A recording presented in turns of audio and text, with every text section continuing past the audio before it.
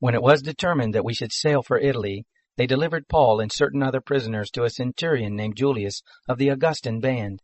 Embarking in a ship of Adramyttium, which was about to sail to places on the coast of Asia, we put to sea, Aristarchus, a Macedonian of Thessalonica, being with us.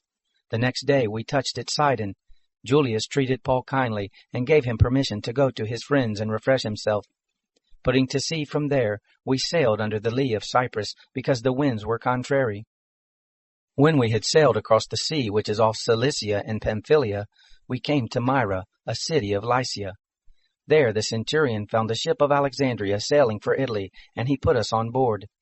When we had sailed slowly many days, and had come with difficulty opposite Cnidus, the wind not allowing us further, we sailed under the lee of Crete, opposite Salmone. With difficulty sailing along it, we came to a certain place called Fair Havens, near the city of Lasea. When much time was spent, and the voyage was now dangerous, because the fast had now already gone by, Paul admonished them and said to them, Sirs, I perceive that the voyage will be with injury and much loss, not only of the cargo and the ship, but also of our lives. But the centurion gave more heed to the master and to the owner of the ship than to those things which were spoken by Paul. Because the haven was not suitable to winter in, the majority advised to put to sea from there, if by any means they could reach Phoenix, and winter there, which is a port of Crete, looking northeast and southeast. When the south wind blew softly, supposing that they had obtained their purpose, they weighed anchor and sailed along Crete close to shore. But after no long time there beat down from it a tempestuous wind, which is called Euroclydon. When the ship was caught, and couldn't face the wind, we gave way to it, and were driven along. Running under the lee of a small island called Clauda, we were able with difficulty to secure the boat.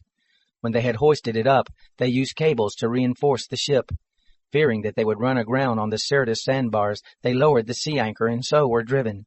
As we labored exceedingly with the storm, the next day they began to throw things overboard. On the third day, they threw out the ship's tackle with their own hands. When neither sun nor stars shone on us for many days, and no small tempest pressed on us, all hope that we would be saved was now taken away. When they had been a long time without food, Paul stood up in the midst of them and said, Sirs, you should have listened to me and not have set sail from Crete, and have gotten this injury and loss. Now I exhort you to cheer up, for there will be no loss of life among you, but only of the ship. For there stood by me this night an angel, belonging to the God whose I am and whom I serve, saying, Don't be afraid, Paul. You must stand before Caesar. Behold, God has granted you all those who sail with you. Therefore, sirs, cheer up, for I believe God, that it will be just as it has been spoken to me, but we must run aground on a certain island. But when the 14th night had come, as we were driven back and forth in the Adriatic Sea, about midnight the sailors surmised that they were drawing near to some land. They took soundings and found 20 fathoms.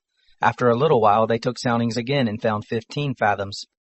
Fearing that we would run aground on rocky ground, they let go 4 anchors from the stern and wished for daylight. As the sailors were trying to flee out of the ship and had lowered the boat into the sea, pretending that they would lay out anchors from the bow, Paul said to the centurion and to the soldiers, Unless these stay in the ship, you can't be saved. Then the soldiers cut away the ropes of the boat and let her fall off.